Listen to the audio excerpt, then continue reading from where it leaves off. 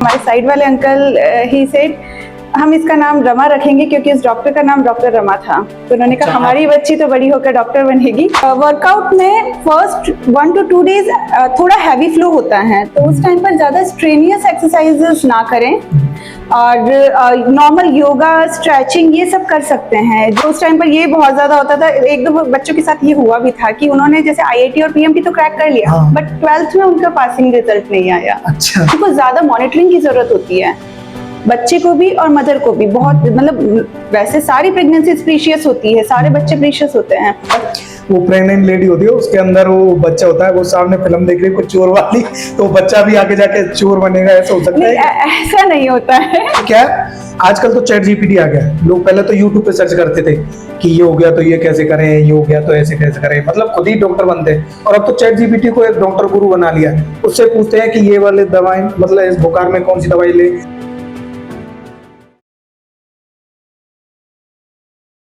Hello DOD viewers, now I am your host Bhupendra और आप देख रहे हैं डॉक्टर ऑन डोर। इसमें हम लाए हैं डॉक्टर नेहा जलोदिया मैम है, जो कि गायनोकोलॉजिस्ट हैं, और बाकी की जानकारी मैडम से लेंगे। मैडम जरा परिचय दीजिए हमारे दर्शकों को। मेरा नाम डॉक्टर नेहा जलोदिया है। मैं as assistant professor SMS medical college gynaecology विभाग में अभी काम कर रही हूँ। मैम मेरा पहला सवाल है कि जैसे आप गायनोकोलॉजिस्ट हैं, ये तो फिर आपने गायनोकोलॉजिस्ट ही क्यों बनने की कोशिश की, या फिर आप डॉक्टर ही क्यों बनी, या फिर कुछ और सपना था आपका बनने का? नहीं, मेरा कुछ और सपना नहीं था। एक्चुअली ये मेरे फादर का ड्रीम था। अच्छा, फादर का ड्रीम? जी, और कोइंसिडेंस ऐसा है कि जब मैं पैदा हुई थी, मैं डिस्ट्रिक्ट हॉस्पिटल 12 में पैदा हुई थी। अच्छा, 12। तो एट दैट टाइम एक डॉक्टर थी, जस्ट हमारे घर के सामने रहती थी। तो हमारे साइड वाले अंकल ही सेड हम इसका नाम रमा रखेंगे क्योंकि इस डॉक्टर का नाम डॉक्टर रमा था। तो उन्होंने कहा हमारी बच्ची तो बड़ी होकर डॉक्टर बनेगी। तो वो जस्ट कोइंसिडेंस था। After that everyone forget that thing. But फिर आगे पापा का ड्रीम था कि बच्चों में एक तो कम से कम डॉक्टर बने, तो पापा का ड्रीम था। तो ये बचपन से ही मतलब आपकी, जैसे वो पर्यावरण बोलते हैं ना उसको, हाँ जी, उसमें आ गया कि हाँ डॉक्टर ही बनना है, और फिर आपका भी ड्रीम बन गया। जी। तो डॉक्टर के अलावा और कुछ बनने की सोचा कभी बाद में, कि इसमें समय के अनुसार? एक्चुअली वो एम्बिशन पहले से ही ऐसा सेट था, तो डॉक्टर ही स्टार्टिंग से था। एज चलो आपने डॉक्टर करियर स्टार्ट किया, फिर डॉक्टर में आपने गायनोकोलॉजिस्ट ही क्यों चुना, गायनी क्यों चूज किया आपने? एक्चुअली हमारा जो एरिया है या राजस्थान में क्या है, फीमेल जो है बहुत ही बैकवर्ड है। हाँ।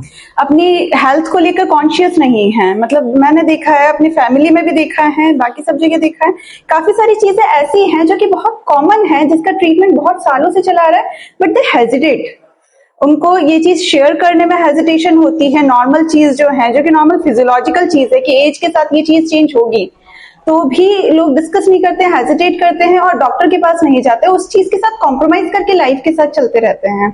तो फॉर चेंजिंग दैट, ताकि कोई एक्चुअली लड़की से थोड़ा ज्यादा वो होता है ना कि इंटरेक्ट कर लेते हैं, शेयर कर लेते हैं, प्राइवेसी में आके कर लेते हैं।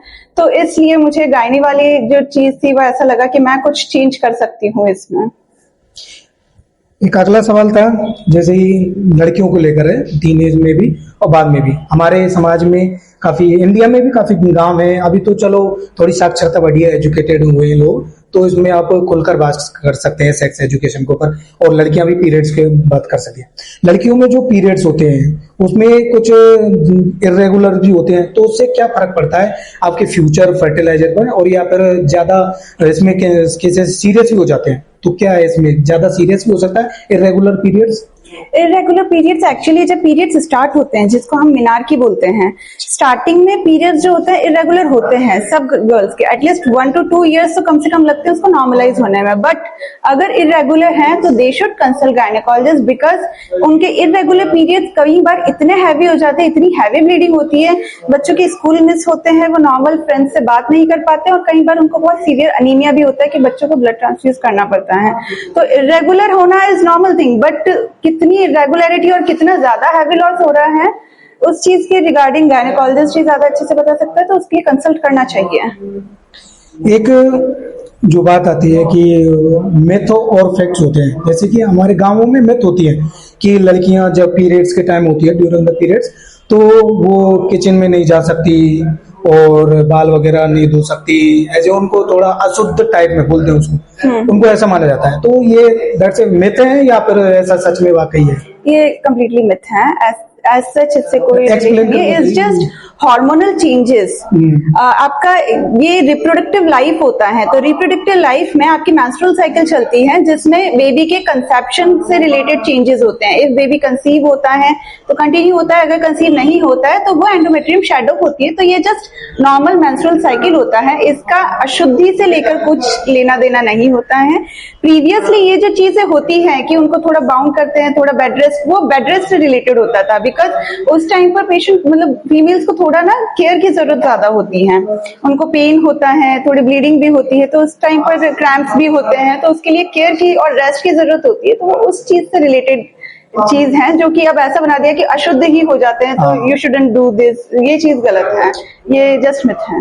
एक मैं आपसे पर्सनली सवाल करना चाहूँ कि जब आप एज ए स्टूडेंट हो रही होंगी आप, तो एज ए स्टूडेंट आपने जब करियर चूज कर लिया था भाई डॉक्टर बनने का, तो यो इतना आसान तो होता नहीं है भाई डॉक्टर बनना, तो आपका जो स्ट्रगल रहा शुरू से वो कितना रहा, जरा बताएंगे हमारे दर्शकों को। एक्चुअली मैं कोटा से बिलोंग करती हूँ, तो ये इस चीज का मुझे बेनिफिट था कि स्टार्टिंग में जब मैंने प्रिपेयर किया था पीएमटी के लिए, मुझे आउट ऑफ होम नहीं जाना पड़ा था। तो मुझे कोटा में रहने का एक ये बेनिफिट हुआ था, बट वो था कि मैंने फाउंडेशन के साथ में ये किया था। विद 12th मेरा सिलेक्शन हुआ था। 11th और 12th बिल्कुल जी जान लगाकर जैसे करते हैं ना, आपको 12th बोर्ड भी करना है, और उसमें सब लोग ये डराते थे अगर आपका पीएमटी में हो गया और आपका 12th में आप फेल हो गए या आपके मार्क्स कम आए तो आपका पीएमटी होना जो है वो विदाउट एनी, पहले पीएमटी होता था, एमबीबीएस नीट वगैरह, तो आपका पहले 12th पास होना चाहिए, then you are eligible for PMT. अच्छा, पर वो ट्रेंड उस टाइम इतना ज्यादा चला था 12th के साथ करने का, तो उस टाइम पर ये बहुत ज्यादा होता था। एक दो बच्चों के साथ ये हुआ भी था कि उन्होंने जैसे आईआईटी और पीएमटी तो क्रैक कर लिया, बट 12th में उनका पासिंग रिजल्ट नहीं आया। अच्छा, तो उन्होंने 12th दोबारा दी और वो आईआईटी क्रैक करना और पीएमटी क्रैक करना वेस्ट हो गया था। तो वो काफी एक्चुअली बहुत प्रेशराइजिंग वाली चीज थी। समहाउ मतलब ऐसा लगता है बस निकल गए उस दौर से, बट बहुत प्रेशर वाली ड्यूरेशन था। अच्छा, आपके मतलब जैसे पापा का सपना था, तो पापा की तरफ से कभी ऐसा दबाव नहीं डाला गया जिससे और पेरेंट? दबाव नहीं था, बस वो पता था कि पापा का ड्रीम है तो वो फुलफिल करना है। तो उन्होंने कभी ऐसे किया हो नहीं, ऐसे आपको जैसे मार्क्स 12th के जब आपने बोला कि 12th के टाइम थोड़ा प्रेशर सा भी होता है, और एक वो लेकिन सपोर्ट प्रोवाइड करते थे। अच्छा, सपोर्ट करते थे, वो सपोर्ट करते थे, उनकी तरफ से प्रेशर नहीं आता था, उनको ऑलरेडी पता है कोटा का जो माहौल है वो उनको पता है, तो वो सपोर्ट प्रोवाइड करते थे। बच्चे ऑलरेडी स्ट्रेस में होता है वो उनको पता था, तो वो दोनों मम्मी पापा दोनों की तरफ से बहुत सपोर्ट होता था। कहीं ऐसा ना हो कि पापा देख रहे हो इसलिए आप दबाव में पड़ रहे हैं? नहीं नहीं नहीं नहीं, उनकी तरफ से पूरा सपोर्ट था। अच्छा, तो फिर उसके बाद जो जर्नी स्टार्ट हुई, फिर बाद में आप पीएमटी करने के बाद उसके बाद और आगे क्या हुआ, कैसे कॉलेज में गए, फिर उसके बाद कितनी? मैं एक्चुअली मेरी फैमिली में फर्स्ट गर्ल चाइल्ड हूँ जिसने बायो लिया, जो डॉक्टर बनी पूरे परिवार में? हाँ। अच्छा, मतलब हमारी फैमिली से जब मैं बिलोंग करती हूँ तो हमारी फैमिली में किसी लड़की ने बायो नहीं लिया था, उससे पहले तक सिर्फ लड़कों ने लिया था। अच्छा, पीएमटी की कोचिंग भी मुझे पापा ने करवाई थी, उससे पहले किसी ने नहीं करी थी लड़कों में भी। और उसके तो पापा बाद तो बोले होंगे कि हमारी लड़कियां छोरों से कम है। वो तो अभी भी बोलते हैं। और उसके बाद ये था कि मुझे राजस्थान में झालावाड़ मिल रहा था, Jhalawar was not that famous at that time, तो मैंने आउट ऑफ राजस्थान पीएमटी किया था। तो I was only kid in the family, मतलब पूरे खानदान में पहली लड़की थी जो राजस्थान से बाहर जाके पढ़ाई कर आई थी। तो आप तो वो हो गई जैसे बोलते हैं खानदान का चराग वाला। काफी सारी चीजें माइलस्टोन है जो सेट हुए हैं उसके बाद में, पर पापा का कॉन्फिडेंस हर लेवल पे फिर और बढ़ता गया और उनका ऐसा था कि हाँ ये कर लेगी आगे। अच्छा, तो फिर वापस करके आई, उसके बाद उन्हीं का ही था कि हाँ ये पीजी भी कर लेगी, अब पीजी के लिए प्रिपेयर करो, तो वो आगे बताते गए, गाइड करते गए, पापा ही गाइड करते गए और आप क्लियर कर दी गई। अच्छा, तो एक और सवाल, गायनी सजेस्ट करना भी एक्चुअली उन्हीं का ही था कि ना महिलाएं काफी सारी चीजें बता नहीं पाती है, तो तुम्हें गायनी लेना चाहिए। मुझे सर्जिकल ब्रांच में इंटरेस्ट था, I was more interested in general surgery, but ये सेड कि अपने यहाँ पर सब लोग इतना ज्यादा कंफर्टेबल नहीं होते, तो आपको गायनी लेना चाहिए ताकि सबको बेनिफिट हो, फीमेल वाला जो सेक्टर है उसको भी बेनिफिट हो, क्योंकि मेल के पास जाके मजबूरी में तो सब बताएंगे ही, तुम्हें ज्यादा अच्छे से पता चलेगा इस चीज के बारे में, फैमिली जो कंडीशन है बेटर रहता है। And तो then I family came to में know कि इतनी ज्यादा कॉमन चीजें हैं और लोग नहीं बताते हैं। मुझे तभी पता चला इतना ज्यादा इनकॉन्टिनेंस इतना ज्यादा है, प्रोलैप्स इतना ज्यादा है, बच्चेदानी बाहर आ रही है, टॉयलेट में दिक्कत हो रही, इतनी ज्यादा नहीं बता पाती वो इसके साथ चलती रहती हैं। तो वो चीज जो है वही चीज मैं चेंज करना चाह रही थी और फिर पता चला बहुत ज्यादा सीवियरली इस चीज से अफेक्टेड है ये सेक्टर। हाल है जो अभी प्रेजेंट में चल रहा है कि जो भी गवर्नमेंट ने इसके लिए निकाली भी है, गायनोकोलॉजी में सर्वाइकल कैंसर है, इसके लिए क्या बताना चाहेंगे और क्या इसमें जो भी गवर्नमेंट है वर्तमान में वो इसकी तरफ ध्यान भी दे रही है और क्या क्या इन्होंने नई नीतियां भी निकाली है, इसमें कुछ फायदा भी मिला जिससे?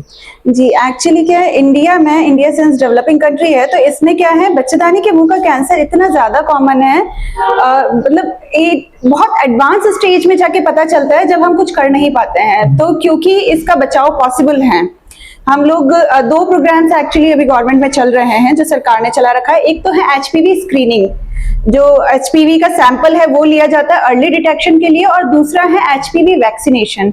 एचपीवी वैक्सीनेशन अभी गवर्नमेंट में न्यूली लॉन्च हुआ है। इसमें अपने 9 से 13-14 साल की लड़कियों को वैक्सीनेशन प्रोवाइड किया जा रहा है फ्री ऑफ कॉस्ट, 2 डोजेस लगेंगी। तो ये अभी रिसेंटली स्टार्ट हुआ है और इसके लिए बहुत ज्यादा गवर्नमेंट जो है वो इनिशिएटिव्स भी ले रही है ताकि ज्यादा से ज्यादा बच्चियां इसमें कवर हो। दूसरी चीज ये लड़कों के लिए भी इम्पोर्टेंट है क्योंकि एचपीवी के जो कैंसर है वो औरतों में सर्वाइकल कैंसर कॉज करती है, पर लड़कों में पिनाइल कैंसर भी कॉज कर सकती है। तो ये वैक्सीन बेसिकली लड़की और लड़कियों दोनों के लिए होती हैं। तो ये दोनों को वैक्सीन जो है उसमें वैक्सीनेशन करवाना चाहिए, लड़के और लड़कियों दोनों को। इससे पहले जो सवाल था ना वो पीरियड्स वाला, उसमें एक पूछना चाहूंगा कि एथलीट्स होते हैं, ठीक, उनमें गर्ल्स आजकल एथलीट्स बहुत ज्यादा हैं, और जो पीरियड के ड्यूरिंग पीरियड उन एथलीट्स को, जो गर्ल्स एथलीट है उनको क्या ध्यान रखना चाहिए और एज ए कौन से वर्कआउट्स वगैरह, जितना कितना हैवी वर्कआउट करना चाहिए, कितना नॉर्मल वर्कआउट करना चाहिए, इसके बारे में क्या रेफरेंस करेंगे आप हमें? वर्कआउट का एक्चुअली वर्कआउट में फर्स्ट 1 to 2 डेज थोड़ा हैवी फ्लो होता है, तो उस टाइम पर ज्यादा स्ट्रेनियस एक्सरसाइजेस ना करें और नॉर्मल योगा स्ट्रेचिंग ये सब कर सकते हैं, that is obviously beneficial for them. और एक्सरसाइज का एज सच कुछ मना नहीं है कि आपको एक्सरसाइज नहीं करनी, बस strenuous exercises initial 2 to 3 days जब हैवी फ्लो होता है तब ना करें, that can lead to more pain और मोर फ्लो। अच्छा, एक प्रेगनेंसी को लेकर बोलना चाहूँ कि जैसे बोलते हैं वो, मैंने सवाल एक बार भी किया था और अभी कर रहा हूँ कि हाई रिस्क प्रेगनेंसी क्या होती है और कैसे ये ज्यादा खतरनाक हो सकती है महिलाओं के लिए, जो गर्भवती महिलाएं होती है? हाई रिस्क हम उनको बोलते हैं जिनको या तो कोई मेडिकल कंडीशन ऑलरेडी है देन वो प्रेगनेंसी प्लान कर रहे हैं, उनको पहले से कोई बीमारी वगैरह, हाँ, या फिर वो प्रेगनेंसी प्लान करने के बाद में कुछ कॉम्प्लिकेशन मेडिकल डिसऑर्डर हो गया है, वो वाली प्रेगनेंसी जो होती है जिनको ज्यादा मॉनिटरिंग की जरूरत होती है, बच्चे को भी और मदर को भी। बहुत मतलब वैसे सारी प्रेगनेंसी प्रीशियस होती है, सारे बच्चे प्रीशियस होते हैं, पर जिनको और ज्यादा ऑब्जर्वेशन की और ज्यादा फ्रिक्वेंट मॉनिटरिंग की, हमारे पास बार बार आने की जरूरत है, हमारे अलावा और डॉक्टर की भी सलाह की जरूरत है, जैसे दिल की बीमारी के साथ कोई है या फिर किसी को लंग की बीमारी है, एलर्जी है, किसी को डायबिटीज है जो कि आजकल बहुत कॉमन है, थायराइड है, हाइपरटेंशन है, ऐसे बहुत सारे पेशेंट आते हैं। और जो अभी ट्रेंड चल रहा है लेट मैरिजेस का, वो भी वो होता है कि वो लेट कंसीव कर रहे हैं, कंसीव करने में प्रॉब्लम हो रही है, तो वो भी ऐसा हाई रिस्क में होती है। मोर देन 35 वाले उनको नॉर्मल कंडीशंस में भी डायबिटीज हाइपरटेंशन वाली एज आ जाती है, उसके साथ प्रेगनेंसी कंसीव करना वो भी हाई रिस्क होती है। जो 18 से कम वाली होती हैं वो भी फिजिकली प्रिपेयर्ड नहीं होती है प्रेगनेंसी के लिए, वो भी हाई रिस्क में आती हैं। तो जो नॉर्मल रिप्रोडक्टिव एज ग्रुप है उसमें मेडिकल कंडीशंस के साथ में जो स्पेशल कंडीशंस हैं वो वाली जो उनको और ज्यादा ऑब्जर्वेशन की जरूरत है, वो हाई रिस्क प्रेगनेंसीज है जिनको हम ज्यादा मॉनिटरिंग चाहते हैं कभी भी, क्योंकि वो कॉम्प्लिकेट होने की चांसेस रहती हैं, तो उनको हाई रिस्क बोलते हैं। एक सवाल और करना चाहूँ, जैसे वो मेरे पता नहीं ये थोड़ा मजाकिया टाइप का है कैसा है, जैसे कि कोई महिला है, प्रेग्नेंट महिला है, वो गर्भवती में, उनका बच्चा है अंदर है भ्रूण में, तो जैसे वो जैसे टीवी देख रही है या फिर कुछ कर रही है, तो क्या उसका जैसे मोबाइल चला रही है, जंक फूड्स वगैरह है, मतलब जो भी वो ड्यूरिंग द प्रेग्नेंसी में करती है, जो भी कुछ भी करती है, तो उससे क्या बच्चे पर इफेक्ट पड़ता है उससे? जी बिल्कुल पड़ता है। कितना इफेक्ट कैसे पड़ता है? इफेक्ट पड़ता है, आप जो भी खाते हैं वो बच्चे को जाता है, न्यूट्रिशंस, तो आप जंक लेंगे तो उसको न्यूट्रिशन उतना नहीं जा रहा है। आप हेल्दी फूड लेते हैं तो वो माइक्रो न्यूट्रिएंट्स एक्चुअली बहुत जरूरी होते हैं बच्चे के डेवलपमेंट के लिए, स्पेशली बच्चे का जो स्ट्रक्चरल डेवलपमेंट है, जो अपन बोलते हैं बनावटी खराबी हो जाती है कई बार किसी कुछ चीजों की डेफिशिएंसी की वजह से, और बच्चों के दिमाग की बनावट जो है, दिमाग का डेवलपमेंट जो है, उस चीज में भी हेल्प करते हैं माइक्रो न्यूट्रिएंट्स। तो आपका जो खाना पीना है वो उससे रिलेटेड है, आप क्या चीज देख रहे हैं ये भी इस पे इफेक्ट करती है, क्योंकि एनी काइंड ऑफ स्ट्रेस जो है वो बच्चे को भी जाएगा, बच्चा भी उससे अफेक्ट होता है। स्ट्रेस की वजह से बच्चे की ग्रोथ में हैम्पर हो सकता है। अगर आप कुछ चीज अच्छी देख रहे हैं, पॉजिटिव वाली देख रहे हैं, तो वो चीज भी बच्चे के लिए अच्छी होती है। तो इसलिए सब पॉजिटिव चीजें देखनी चाहिए, हेल्दी खाना चाहिए। मैं सोचा, जैसे मैंने क्या मूवी देखी थी 30 उम्र खामोश, उसमें क्या वो प्रेग्नेंट लेडी होती है, उसके अंदर वो बच्चा होता है, वो सामने फिल्म देख रही है कुछ चोर वाली, तो बच्चा भी आगे जाके चोर बनेगा, ऐसा हो सकता है? ऐसा नहीं होता है।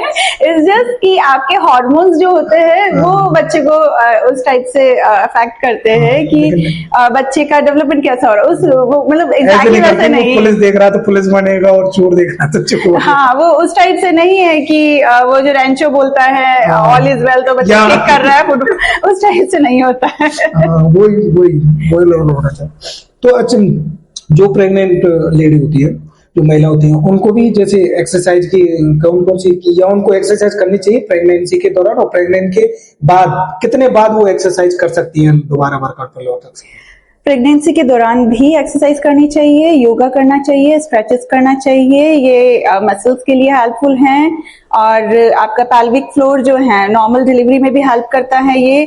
और आपका जो नॉर्मल क्या है हार्मोन चेंजेस होते हैं तो उसकी वजह से भी आपको काफी थकावट सी ये सब चीजें होती है, उसके लिए भी एक्सरसाइजेस योगा करना चाहिए। कितनी क्वांटिटी में, मतलब ज्यादा हैवी या फिर थोड़ा? नहीं, बिल्कुल नॉर्मल करना चाहिए। नहीं, पता चले देखो लेडी की वो उतनी सरदा, मतलब उसको वो एथलीट टाइप बिल्कुल नहीं, तो थोड़ा थोड़ा योगा करना चाहिए। कुछ पर्टिकुलर प्रेगनेंसी से रिलेटेड प्रेगनेंसी फ्रेंडली वाले जो होते हैं वो वाले करने चाहिए, जो उसमें एक्चुअली हेल्पफुल होते हैं। और after delivery 1.5 month to 2 month बाद में नॉर्मल थोड़ा बहुत स्टार्ट करना चाहिए।